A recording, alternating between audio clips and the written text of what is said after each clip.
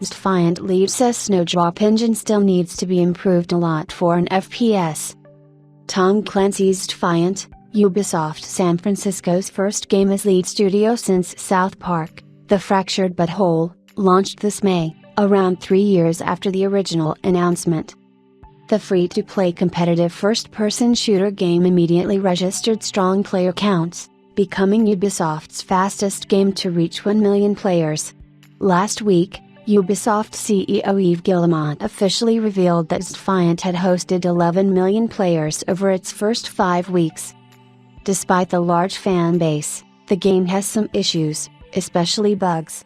When a fellow player tweeted to XDefiant executive producer Mark Rubin that the game might have been rushed, the developer replied with a lengthy explanation that the engine, Ubisoft Massive's Snowdrop, wasn't envisioned for that genre and, therefore, still needs a lot of improvement.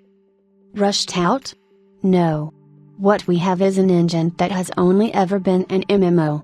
And so all of the infrastructure for an FPS has had to be built up from the ground floor. Even Call of Duty started on ID Tech, which was a shooter engine. Apex Legends started on a shooter engine. But for us, we are working on developing all new tech in an engine that was designed for something else. That being said, the engine is really great, but it does require a lot of work, and with that work comes a lot of bugs that other engines have already worked out. We're not a shooter that's been out for 20 years. If you like what we're trying to do, stick around, and you'll see things improve and new features get added. But if the game isn't for you, that's okay, you can move on.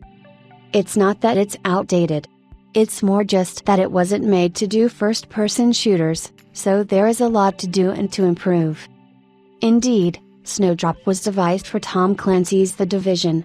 Later, its incredible potential convinced Ubisoft to use it in many other games, such as Mario plus Rabbids Kingdom Battle and its sequel, Starlink, Battle for Atlas, and The Settlers, New Allies, among others.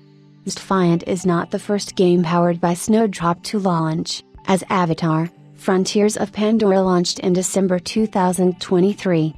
However, that game was a single-player title with optional co-op, whereas a competitive multiplayer shooter has far different needs.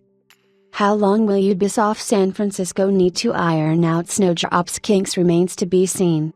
Meanwhile, XDefiant launched Season 1 earlier this week, launching the GS Commando faction from Rainbow Six, 3 new maps, Clubhouse, Daytona, Rockefeller, 3 new weapons available through the free Battle Pass tier, 2 new modes, Capture the Flag and Bomb, the latter of which is coming later in the season, and Ranked Play.